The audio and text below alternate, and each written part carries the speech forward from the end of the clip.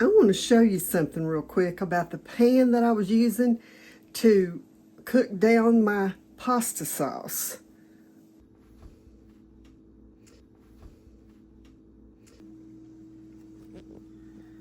You saw how bad it was, I mean really bad crusted.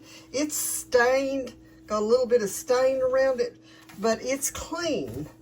And I want to show you what I used to do that.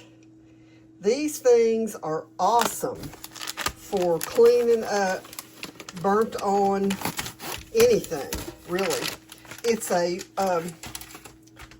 got wire. It's like a stainless steel wire mesh that goes into it.